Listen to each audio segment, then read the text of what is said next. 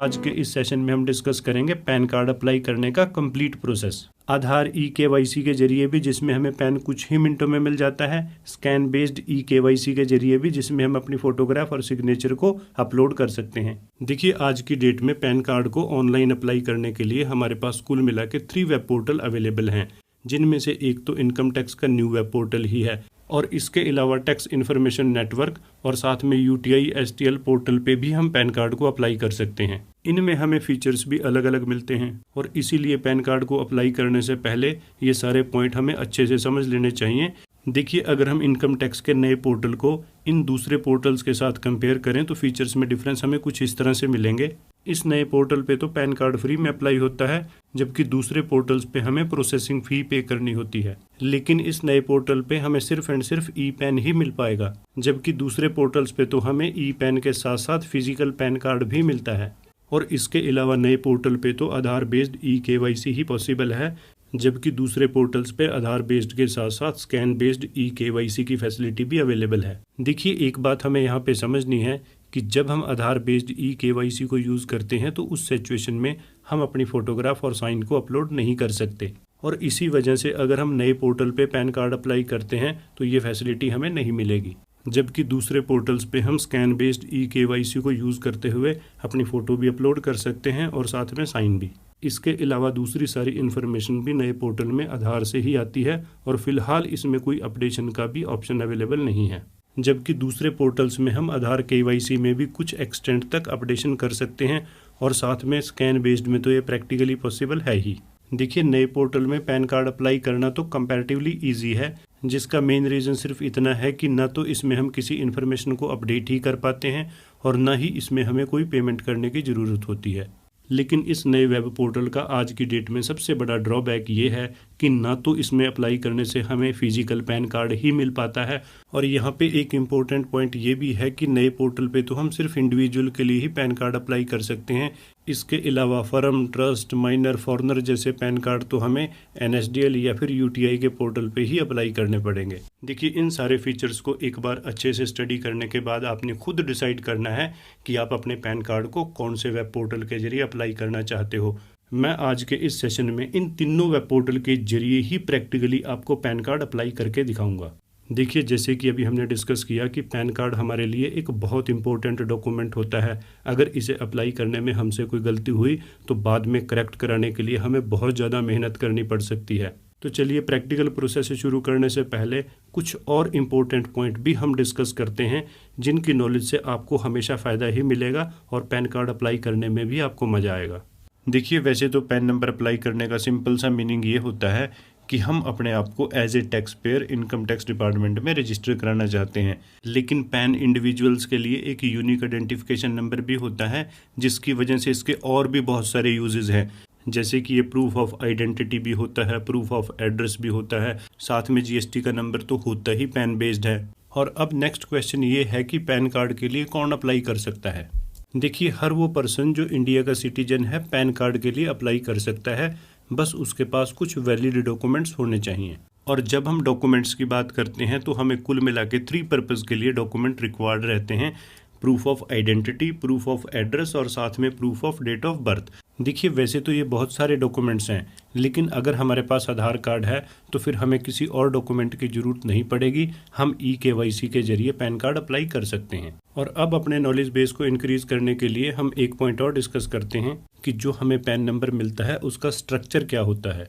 देखिए, पैन हर पर्सन के लिए एक यूनिक आइडेंटिफिकेशन नंबर भी होता है, जिसके कुल मिला के 10 डिजिट होते हैं, जिनमें से फर्स्ट 3 कैरेक्टर अल्फान्यूमेरिक होते हैं जो कि रनिंग सीरीज से लिए जाते हैं, और इनमें से 4th कैरेक्टर कैटेगरी को डिफाइन करता है, जैसे इंडिविजुअल के केस में P, फर्म के केस में F, कंपनी के केस में C, AOP के केस में A, ट्रस्ट के केस में T आता है। और इनमें से 5th कैरेक्टर हमारे सरनेम का पहला लेटर होता है। और इसके बाद नेक्स्ट 4 कैरेक्टर अल्फान्यूमेरिक नंबर होते हैं, जो कि इनकम टैक्स की सीक्वेंशियल सीरीज से लिए जाते हैं। और इसका 10th कैरेक्टर एक चेक डिजिट होता है, जो कि फर्स्ट 9 कैरेक्टर की ही कैलकुलेशन से आता है। तो चलिए, अब हम डिस्कस करते हैं पैन कार्ड अप्लाई करने का प्रैक्टिकल प्रोसेस। सबसे पहले तो हम पैन कार्ड अप्लाई करते हैं अपने इस नए वेब पोर्टल पे, जिसका URL है incometax.gov.in। देखिए, इसमें पैन कार्ड अप्लाई करने का ऑप्शन हमें मिलेगा अदर सर्विसेज के इस सेक्शन में। यहाँ पे सबसे पहले तो हमें क्लिक करना है शो मोर पे, और फिर यहाँ पे हमें इंस्टेंट ई पैन का ये ऑप्शन दिखाई देगा। जैसे ही हम इस पे क्लिक करेंगे ई पैन का ये पेज ओपन हो जाएगा और साथ में हम मैसेज देख सकते हैं कि पैन कार्ड हमें इंस्टेंट फ्री ऑफ कॉस्ट मिलेगा। और अब इसमें नीचे अगेन हमें दो टैब दिखाई देंगे, एक है गेट न्यू ई पैन और दूसरा है चेक स्टेटस और डाउनलोड पैन। यानी सबसे पहले तो हम न्यू पैन को अप्लाई करने के लिए यहाँ पे क्लिक करेंगे और फिर उसके बाद गेट न्यू ई पैन का ये पेज आ जाएगा। और अब यहाँ पे हमें कुल मिला के 4 स्टेप फॉलो करने हैं। आधार नंबर एंटर करने के बाद हम OTP वैलिडेशन करेंगे, उसके बाद हम आधार डिटेल को वैलिडेट करेंगे, देन पैन डिटेल को हम अपडेट करेंगे। तो चलिए, जैसे कि स्टेप नंबर 1 में कहा गया है, सबसे पहले हम अपने आधार नंबर को यहाँ पे एंटर करेंगे। उसके बाद हमें क्लिक करना है आई कन्फर्म दैट। देखिए यहाँ पे कुल मिला के 4 पॉइंट हैं कि इससे पहले मेरे पास कोई पैन कार्ड नहीं है, मेरा एक्टिव मोबाइल नंबर आधार के साथ लिंक है, मेरे आधार में date of birth DD MM YY के फॉर्मेट में है और आज की डेट में मैं माइनर नहीं हूँ। देखिए, जो पर्सन इन 4 कंडीशन को फुलफिल करेगा सिर्फ वही इस पोर्टल के जरिए पैन कार्ड अप्लाई कर सकता है। तो चलिए अब हम यहाँ से कंटिन्यू करते हैं नेक्स्ट स्टेप के लिए, जो कि है OTP वैलिडेशन। और इस स्टेप के जरिए हम अपनी कंसेंट देते हैं, यानी आधार पोर्टल को परमिशन ग्रांट करते हैं कि वो इन्फॉर्मेशन शेयर करे पैन पोर्टल के साथ हमारे पैन कार्ड को बनाने के लिए। देखिए यहाँ पे हमें सिर्फ इतना करना है, इन कंडीशंस को रीड करके इस बॉक्स को चेक करेंगे सो दैट हम अपनी कंसेंट दे सकें। उसके बाद हमें नेक्स्ट स्टेप के लिए कंटिन्यू करना है, जिसके बाद हमारे आधार लिंक मोबाइल पे एक OTP आ जाएगा और उसके बाद तो हम जानते ही हैं कि उस OTP को हमें जस्ट यहाँ पे एंटर करना है और उसके बाद हमें आई एग्री पे क्लिक करना है, जिसके बाद ही हमारी आधार की डिटेल जो है आधार पोर्टल से पैन पोर्टल के साथ फैच होगी। तो चलिए अब इस प्रोसेस को कंप्लीट करने के लिए हम क्लिक करते हैं कंटिन्यू पे। उसके बाद हम यहाँ पे देख सकते हैं आधार पोर्टल से ये सारी रिक्वायर्ड इन्फॉर्मेशन इनकम टैक्स के पोर्टल पे ट्रांसफ़र हो चुकी है। और अब यहाँ पे हमें सिर्फ अपनी ईमेल को ही वैलिडेट करना है, जिसके लिए हम जस्ट इस लिंक पे क्लिक करेंगे। उसके बाद हमारे इस ईमेल एड्रेस पे एक OTP आ जाएगा और फिर उस OTP को यहाँ एंटर करने के बाद हम क्लिक करेंगे सबमिट पे, जिसके बाद हम यहाँ पे देख सकते हैं हमारी ईमेल वैलिडेट हो चुकी है। और अब इस एप्लीकेशन को कंप्लीट करने के लिए हमारा फाइनल स्टेप रहेगा, हम इन सारी कंडीशन को एग्री करेंगे और उसके बाद क्लिक करेंगे कंटिन्यू पे। और फिर उसके बाद हम यहाँ पे देख सकते हैं हमारी ई पैन के लिए एप्लीकेशन सबमिट हो चुकी है और साथ में हमें एक्नॉलेजमेंट नंबर भी मिल चुका है। देखिए, वैसे तो ये नंबर मिलने के बाद डिपार्टमेंट हमें कहता है कि PAN card within 10 minute allot कर दिया जाएगा, लेकिन अगर हम अपने प्रैक्टिकल एक्सपीरियंस की बात करें तो नॉर्मली हमें 1 से 2 घंटा लग जाता है पैन कार्ड मिलने में। देखिए, जैसे ही ये एप्लीकेशन अप्रूव होने के बाद हमें पैन कार्ड अलॉट होता है तो हमें SMS भी आएगा, साथ में हमें एक ईमेल भी रिसीव होगी अपने रजिस्टर्ड ID पे और इसी ईमेल में हमारा पैन नंबर भी मेंशन होगा। और जब हमें ये इंटीमेशन आ जाए उसके बाद हम अगेन चलेंगे इनकम टैक्स के पोर्टल पे और ओपन करेंगे इस ई पैन के पेज को, जिसके बाद हमें जाना है चेक स्टेटस डाउनलोड पैन के इस ऑप्शन पे।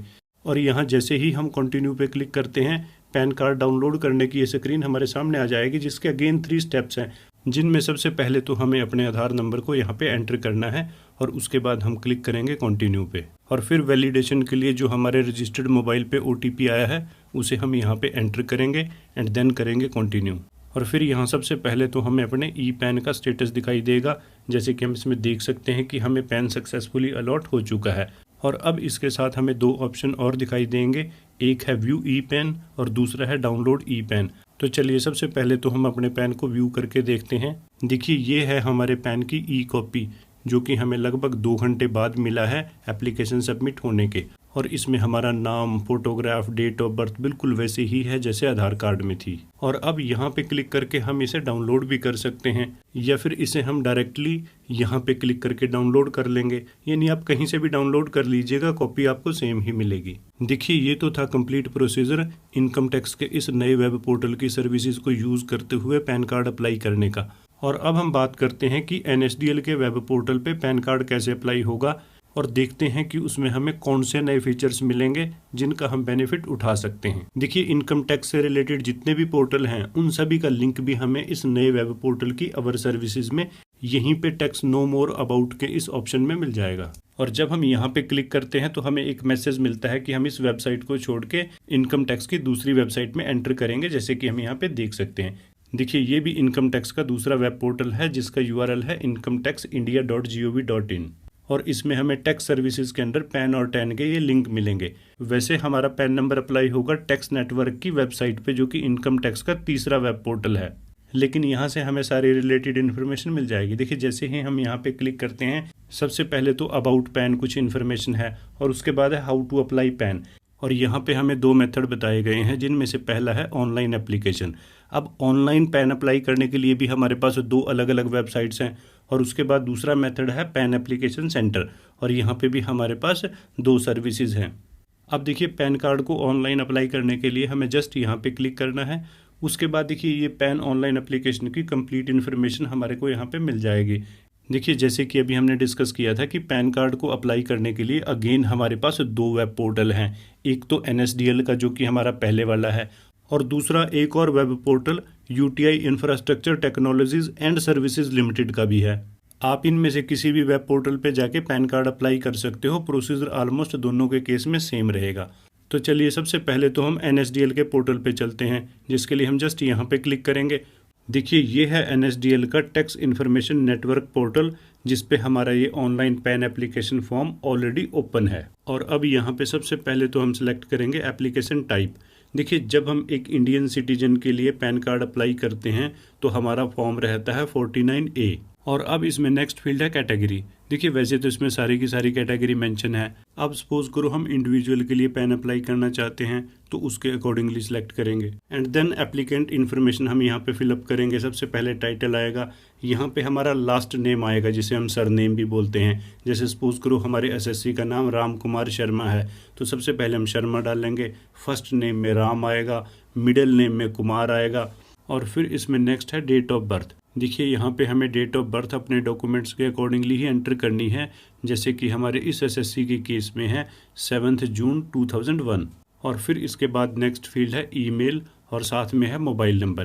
देखिए हमें खास तौर पे अपने ईमेल और मोबाइल नंबर को बहुत ध्यान से यहाँ पे एंटर करना है क्योंकि इन पे न सिर्फ हमें डिपार्टमेंट कम्युनिकेट करता है बल्कि जितने हमारे OTP वगैरह हैं वो भी हमें इन्हीं पे ही रिसीव होते हैं। और अब ये सारी बेसिक इन्फॉर्मेशन एंटर करने के बाद इसे हम एक्सेप्ट करेंगे और फिर ये कैप्चा कोड एंटर करने के बाद हम इस फॉर्म को सबमिट करेंगे और जैसे ही ये इन्फॉर्मेशन सबमिट होती है हमें टोकन नंबर मिल जाएगा और अब हम यहाँ से कंटिन्यू करेंगे जिससे हमारा मेन एप्लीकेशन फॉर्म ओपन हो जाएगा और इसमें भी हम यहाँ पे अपना फॉर्म नंबर और साथ में कैटेगरी को वेरीफाई कर सकते हैं। देखिए ये जो हमारा ऑनलाइन एप्लीकेशन फॉर्म है ये आगे फर्दर 5 पार्ट्स यानी 5 सेक्शंस में डिवाइडेड है, जिसके पहले सेक्शन में तो गाइडेंस ही है और रिमेनिंग 4 में एप्लीकेंट से रिलेटेड इन्फॉर्मेशन आएगी, जैसे कि यहाँ पे पर्सनल डिटेल आएगी और फिर सेक्शन 3 में कॉन्टैक्ट एंड अदर डिटेल है और फिर असेसिंग ऑफिसर और साथ में जुरिडिक्शन कोड आएंगे एंड देन सेक्शन नंबर 5 में डॉक्यूमेंट्स की डिटेल आएगी। तो चलिए सबसे पहला सेक्शन जिसमें हमें मिलेगी गाइडेंस, इसे ओपन करते हैं।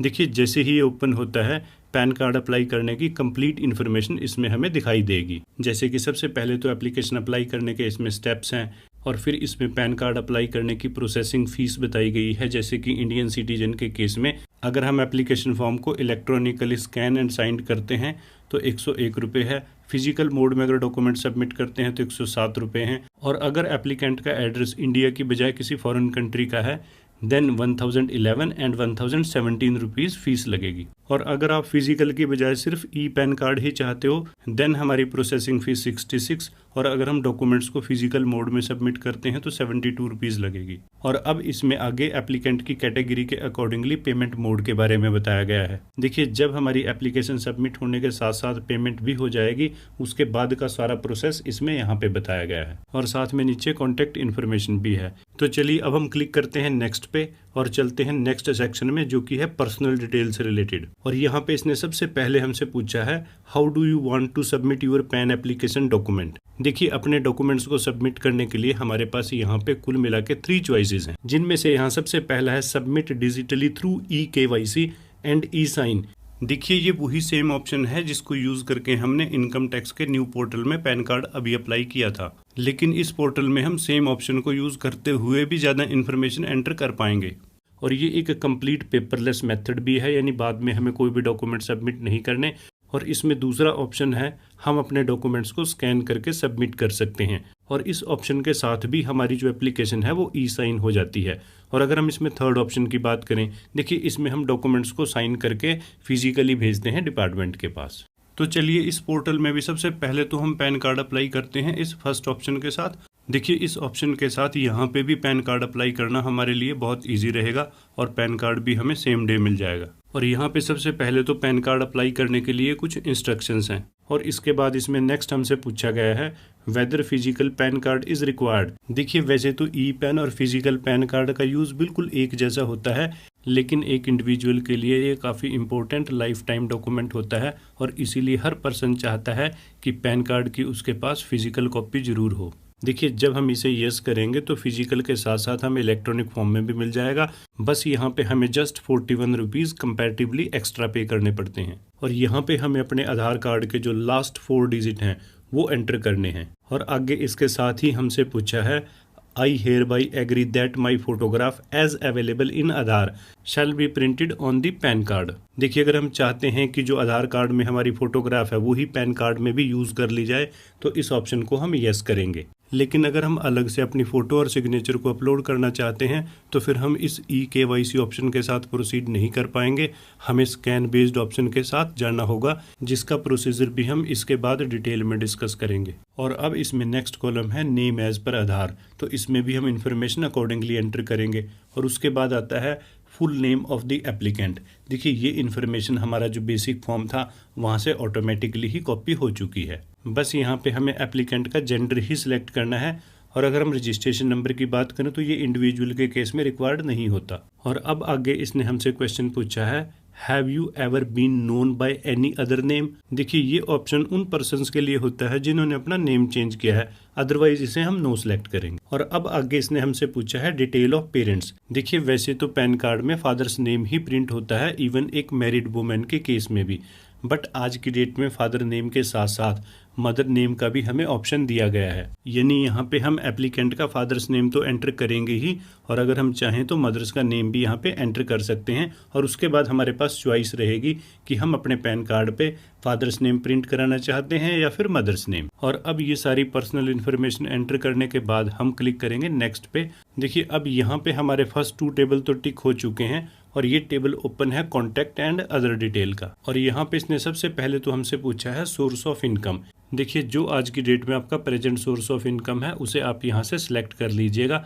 अगर बाद में आपका इनकम सोर्स चेंज होता है तो फिर उससे कोई फ़र्क नहीं पड़ता। और अगर आज की डेट में आपकी कोई इनकम नहीं है, खास तौर पे जब हम स्टूडेंट्स के केस में पैन कार्ड को अप्लाई करते हैं तो वहाँ पे हम नो इनकम ऑप्शन को भी सिलेक्ट कर सकते हैं। और अब इसमें नेक्स्ट है एड्रेस फॉर कम्युनिकेशन। देखिए वैसे तो यहाँ पे एड्रेस के 2 ऑप्शन है, रेजिडेंस प्लस ऑफिस, लेकिन एक इंडिविजुअल के केस में नॉर्मली रेजिडेंस एड्रेस ही यूज़ होता है।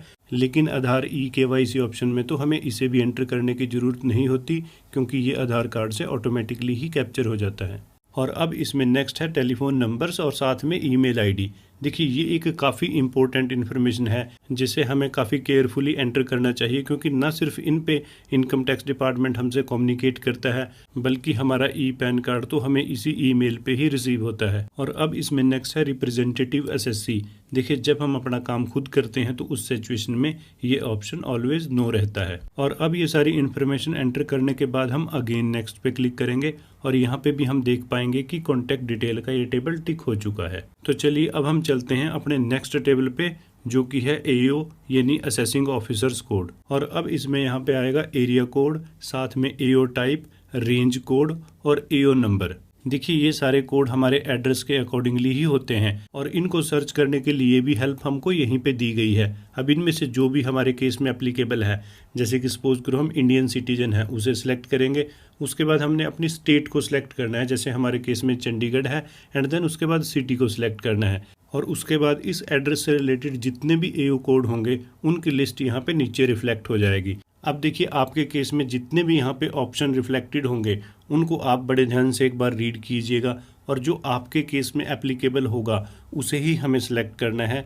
और जैसे ही हम सेलेक्ट करेंगे उसके बाद हम देख सकते हैं कि यहाँ पे ये ऑटोमेटिकली फिलअप हो जाएगा। और फिर उसके बाद अगेन हम नेक्स्ट पे क्लिक करेंगे जिससे हमारा नेक्स्ट टेबल ओपन हो जाएगा जो कि है डॉक्यूमेंट डिटेल्स का। देखिए हमने अपनी इस एप्लीकेशन का document submission mode eKYC select किया था जो कि आधार बेस्ड होता है। और आधार कार्ड को हम ना सिर्फ प्रूफ ऑफ आइडेंटिटी बल्कि प्रूफ ऑफ एड्रेस और डेट ऑफ बर्थ के लिए भी यूज़ कर सकते हैं। और इसी वजह से इस ऑप्शन के साथ ना तो हम किसी और डॉक्यूमेंट को सिलेक्ट कर पाएंगे ना ही अपलोड। और अब इस एप्लीकेशन फॉर्म को कंप्लीट करने के लिए हमें जस्ट ये डिक्लेरेशन ही कंप्लीट करनी होगी, जिसमें नाम तो हमारा ऑटोमेटिकली आ जाएगा और फिर नेक्स्ट लाइन में हमें हिमसेल्फ को सिलेक्ट करना है, क्योंकि हमने अपने लिए पैन कार्ड खुद ही अप्लाई किया है।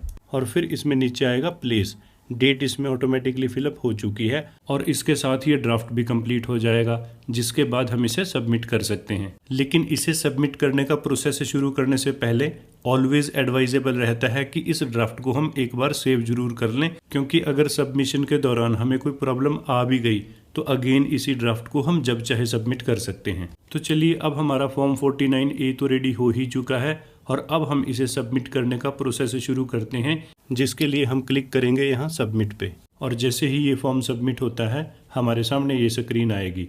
यहाँ पे हम मैसेज देख सकते हैं, your application is submitted, please confirm details, और साथ में please verify the completed application form and confirm.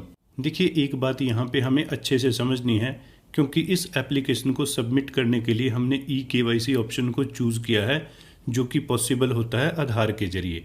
यानी अब इस फॉर्म को कंप्लीट करने के लिए कुछ इन्फॉर्मेशन NSDL का ये पोर्टल आधार के पोर्टल UIDAI से कैप्चर करेगा, क्योंकि वहाँ पे हमारी इन्फॉर्मेशन ऑलरेडी ही वेरीफाइड होती है। और इसी वजह से अब इस फॉर्म को eKYC के साथ कंप्लीट करने के लिए सबसे पहले तो हम अपने आधार के फर्स्ट 8 डिजिट यहाँ पे एंटर करेंगे, जिसके बाद ये फॉर्म ऑटोमेटिकली ही कंप्लीट होकर यहाँ पे रिफ्लेक्ट हो जाएगा। फिर हमें इसे अच्छे से चेक करना है और जब हम फुली सेटिस्फाइड हों तभी हमें फर्दर प्रोसेस के लिए प्रोसीड करना चाहिए। तो चलिए, हम तो अपने इस फाइनल ड्राफ्ट से सेटिस्फाइड हैं और करते हैं नेक्स्ट स्टेप के लिए प्रोसीड, जिसमें हमें करनी है प्रोसेसिंग फ़ी की पेमेंट। देखिए, अब इसके लिए भी हमारे पास कुल मिला के 3 ऑप्शंस अवेलेबल हैं। ड्राफ्ट के जरिए भी हम पेमेंट कर सकते हैं, ऑनलाइन पेमेंट थ्रू पेटीएम भी कर सकते हैं और साथ में online payment bill desk payment gateway के जरिए भी कर सकते हैं। तो चलिए, हम तो सिलेक्ट करते हैं पेमेंट थ्रू बिल डेस्क को, और जैसे ही हम इसे सेलेक्ट करेंगे पेमेंट चार्जेस की ये सारी इन्फॉर्मेशन हमारी स्क्रीन पे आ जाएगी।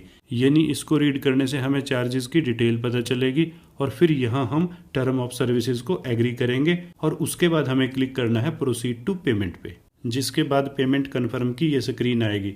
इसमें हम अपनी टोटल फ़ी को देख सकते हैं, जो कि 106 रुपीज़ 90 पैसे है और साथ में इसमें ट्रांजैक्शन आईडी है। अब इसे रीड करने के बाद अगेन हम क्लिक करेंगे पे कन्फर्म पे और उसके बाद बिल डेस्क पेमेंट गेटवे की ये स्क्रीन हमारे सामने आएगी, जिसमें पेमेंट करने के लिए हमारे पास बहुत सारे ऑप्शंस अवेलेबल हैं, जैसे कि credit card, debit card, net banking, wallet और साथ में cash card, QR code, UPI।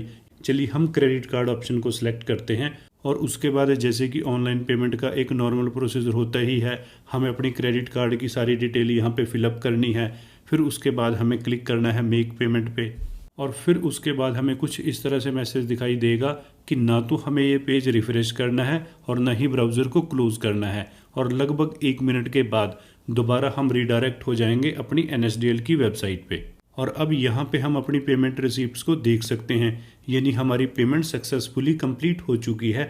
इस स्क्रीन में हम ट्रांजैक्शन रेफरेंस नंबर को भी देख सकते हैं, साथ में ट्रांजैक्शन की डेट भी और जो हमने पेमेंट की वो अमाउंट भी। देखिए, पेमेंट का प्रोसेस तो कंप्लीट हो चुका है और अब हम क्लिक करेंगे कंटिन्यू पे, जिसके बाद प्रोसेस शुरू होगा आधार अथेंटिकेशन का।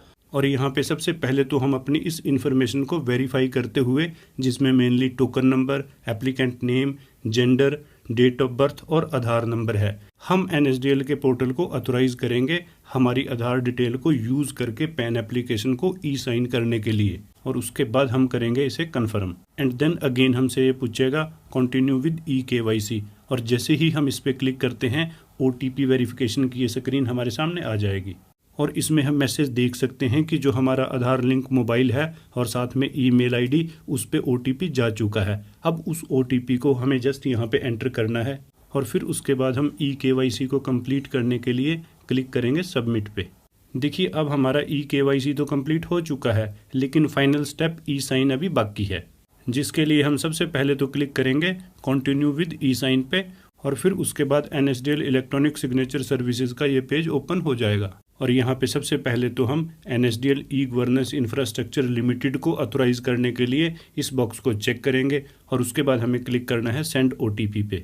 और अब यहाँ पे भी हम मैसेज देख सकते हैं कि हमारे रजिस्टर्ड मोबाइल और साथ में मेल ID पे OTP जा चुका है। और फिर उसे यहाँ एंटर करने के बाद हमें क्लिक करना है वेरीफाई OTP पे।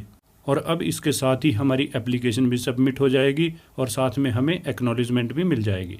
और यहाँ एक्नॉलेजमेंट के साथ हमें इम्पोर्टेंट मैसेज भी मिला है। सबसे पहले तो इसमें कहा गया है thank you for using online facility for pan application. और फिर एक इम्पोर्टेंट लाइन है जिसमें हमें बताया गया है if you have digital signed your application using e-sign e-KYC then there is no need to forward physical documents. यानी अब हमारा 100% काम कंप्लीट हो चुका है, इसके अलावा हमें और कुछ भी नहीं करना। और साथ में जो हमारा online pan application form submit हुआ है उसे विद एक्नॉलेजमेंट हम यहाँ डाउनलोड PDF पे क्लिक करके डाउनलोड कर सकते हैं। और इस PDF डॉक्यूमेंट को ओपन करने के लिए पासवर्ड की डिटेल हमें यहाँ बताई गई है, जो कि हमारा डेट ऑफ बर्थ होगा DDMMYY के फॉर्मेट पे। देखिए, जब हमें ये एक्नॉलेजमेंट मिल जाती है उसके कुछ ही घंटों में हमें पैन कार्ड अलॉट हो जाता है, जिसकी इलेक्ट्रॉनिक कॉपी यानी ई-पैन तो हमें ईमेल एड्रेस पे साथ ही रिसीव हो जाएगा और फिजिकल पैन कार्ड हमें विद इन 5-7 डेज रिसीव हो जाता है। देखिए, जब हम पैन एप्लीकेशन को सबमिट करने के लिए e-KYC ऑप्शन को यूज़ करते हैं तो इसके कुछ फ़ायदे भी हैं और नुकसान भी। अगर हम इसके प्लस पॉइंट्स की बात करें, देखिए इस मोड में हमें ना तो कोई भी डॉक्यूमेंट फिजिकली ही सबमिट कराना होता है और साथ में हमें पैन कार्ड भी सेम डेट को ही अलॉट हो जाता है। और इस मोड की सबसे बड़ी ड्रॉबैक ये है कि इसमें जो हमारी फ़ोटोग्राफ है वही आती है जो हमारे आधार कार्ड पे है और साथ में सिग्नेचर भी। लेकिन अब अगर हम ये चाहते हैं कि हम अपने पैन कार्ड के लिए फ़ोटो भी खुद से अपलोड करें और सिग्नेचर भी, तो उसके लिए प्रोसीजर थोड़ा सा डिफरेंट रहेगा। चलिए उसको भी हम डिस्कस कर लेते हैं। देखिए, लॉगिन होने के बाद जब हम पैन एप्लीकेशन के इस मेन पेज पे होते हैं तो इसमें जो हमारा पर्सनल डिटेल का ऑप्शन है, इसमें अब हमें submit scanned image through e-sign इस ऑप्शन के साथ कंटिन्यू करना है। देखिए, इसमें बाकी तो सारा काम एज इट इज़ ही रहेगा, चाहे वो कॉन्टैक्ट डिटेल हो या फिर AO कोड। लेकिन जो मेजर चेंज आएगी वो आएगी डॉक्यूमेंट डिटेल्स में, क्योंकि इसी में ही हम अपनी फ़ोटोग्राफ और सिग्नेचर को अपलोड करेंगे।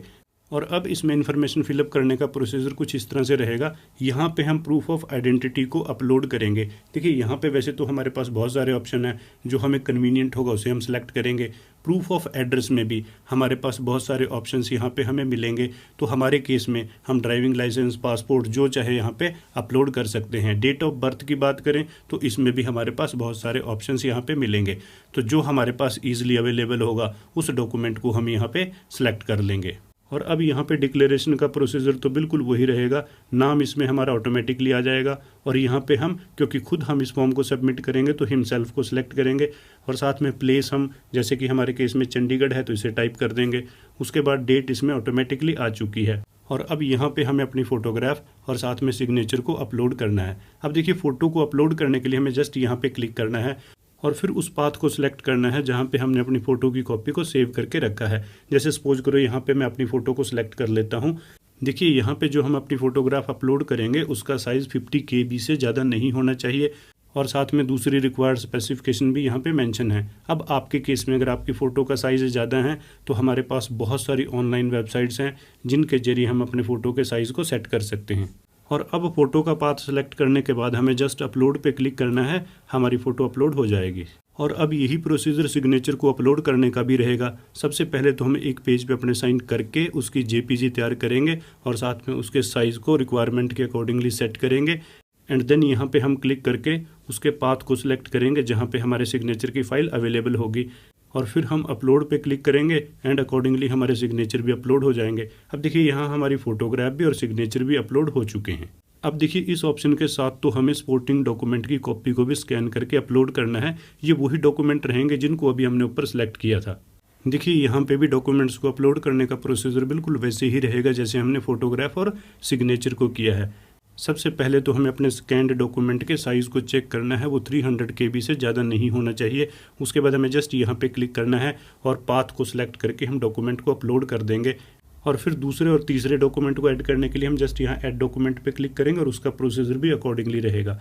देखिए, जब ये सारे डॉक्यूमेंट यहाँ पे अटैच हो जाएं उसके बाद हम सबमिट पे क्लिक करेंगे और उसके बाद रिमेनिंग प्रोसीजर बिल्कुल वही रहेगा जैसे कि अभी हमने लाइव डेमो के जरिए देखा था। फाइनल ड्राफ्ट को वेरीफाई करने के बाद हमें पेमेंट ऑप्शन सेलेक्ट करना है, उसके बाद पेमेंट करनी है। लेकिन अब ये step continue with eKYC skip हो जाएगा और अगला स्टेप कंटिन्यू विद e-साइन वो वैसे ही रहेगा। यहाँ पे हमें OTP से वैलिडेट करना है, उसके बाद हमें एक्नॉलेजमेंट मिल जाएगी और इस केस में हमें अपने डॉक्यूमेंट्स फिजिकली भेजने पड़ेंगे डिपार्टमेंट को। देखिए, अगर हम इंडिविजुअल के अलावा HUF, फर्म या फिर ट्रस्ट का पैन कार्ड अप्लाई करना चाहते हैं, उसका प्रोसीजर ऑलमोस्ट बिल्कुल ऐसे ही रहेगा जैसे कि हमने इस स्कैन बेस्ड मेथड में डिस्कस किया। और अप्लाई भी हम इसी पोर्टल के जरिए कर पाएंगे, क्योंकि इनकम टैक्स के नए वेब पोर्टल में तो सिर्फ एंड सिर्फ एक इंडिविजुअल जिसके पास आधार हो उसका पैन कार्ड हम अप्लाई कर पाते हैं। तो चलिए, ये तो था प्रोसीजर कि हम NSDL के पोर्टल पे पैन कार्ड को कैसे अप्लाई करें। अब देखिए, पैन कार्ड को ऑनलाइन अप्लाई करने के लिए हमारे पास एक अल्टरनेटिव पोर्टल और भी है, जिसका लिंक हमें यहाँ इनकम टैक्स की वेबसाइट पे मिल जाएगा। देखिए, ये वेब पोर्टल है UTI infrastructure technologies and services limited का, जो कि एक्सक्लूसिवली पैन सर्विसेज के लिए ही है। और नीचे इसमें उन सर्विसेज की डिटेल दी गई है जो हमें इस वेब पोर्टल के जरिए मिलती हैं। जैसे कि यहाँ पे क्लिक करके हम इंडियन सिटीजन का पैन कार्ड अप्लाई कर सकते हैं, ये फॉरेन सिटीजन के लिए है। अगर पैन में हमें कोई करेक्शन करनी है तो ये ऑप्शन अवेलेबल है। डाउनलोड ई-पैन हम यहाँ से कर सकते हैं। साथ में reprint pan card, address update in pan database, track pan card और पैन बल्क वेरिफिकेशन जैसी सारी सर्विसेज यहाँ पे अवेलेबल हैं। और अब अगर हम इंडियन सिटीजन के लिए पैन कार्ड अप्लाई करना चाहते हैं तो उसके लिए जस्ट हम यहाँ पे क्लिक करेंगे और फिर हम apply new pan card form 49 इस ऑप्शन पे क्लिक करेंगे। और उसके बाद हम इन ऑप्शंस को सिलेक्ट करेंगे कि हमें फिजिकल मोड में डॉक्यूमेंट सबमिट करने हैं या डिजिटल मोड में। और फिर उसके बाद एप्लीकेंट की हम यहाँ पे कैटेगरी सिलेक्ट करेंगे। देन पैन कार्ड मोड को कि हमें उसकी ई-कॉपी चाहिए या फिजिकल चाहिए या बोथ चाहिए। तो ये सारे ऑप्शन सेलेक्ट करने के बाद जब हम सबमिट करेंगे तो हमारा रेफरेंस नंबर जनरेट हो जाएगा। अब इसे जस्ट हम यहाँ पे सिलेक्ट करेंगे, ये ऑटोमेटिकली हमारी एप्लीकेशन पे मार्क हो जाएगा। और उसके बाद हम यहाँ पे देख सकते हैं हमारे फॉर्म 49A के ये सारे टेबल बिल्कुल वैसे ही हैं जैसे कि अभी हमने NSDL के पोर्टल पे लाइव डेमो के साथ ये सारे फिलअप किए थे। और इसके अलावा एप्लीकेशन को सबमिट करने का मेथड भी बिल्कुल वैसा ही है। हमें पेमेंट करनी है, उसके बाद इसे ई-वेरीफाई करना है। देखिए, आप अपने पैन कार्ड को NSDL के वेब पोर्टल पे भी अप्लाई कर सकते हो और साथ में UTI के इस वेब पोर्टल पे भी। आप कहीं पे भी अपना पैन कार्ड को अप्लाई कीजिएगा, ये तो जस्ट सर्विस प्रोवाइडर हैं। पैन कार्ड तो हमें इनकम टैक्स डिपार्टमेंट ही इशू करेगा। देखिए, आज के अपने इस सेशन में हमने पैन कार्ड अप्लाई करने के पूरे प्रोसेस को काफ़ी डिटेल में डिस्कस किया। होप सो इस सेशन को अटेंड करने के बाद आप अपना पैन कार्ड खुद अप्लाई कर पाओगे। हमारे इस सेशन को लेके आपका एक्सपीरियंस कैसा रहा हमें ज़रूर कमेंट बॉक्स में लिखिएगा। साथ में अपने वैल्यूएबल सजेशंस भी भेजिएगा। और हमसे जुड़े रहने के लिए हमारे यूट्यूब चैनल को सब्सक्राइब करना मत भूलिएगा। और अगर आप अकाउंटिंग और टैक्सेशन का एक कंप्लीट कोर्स करके एज ए प्रोफेशनल अकाउंटेंट काम करना चाहते हो तो हमारे वेब पोर्टल onlinecca.com को जरूर विजिट कीजिएगा। इस सेशन में इतना ही। Thank you very much.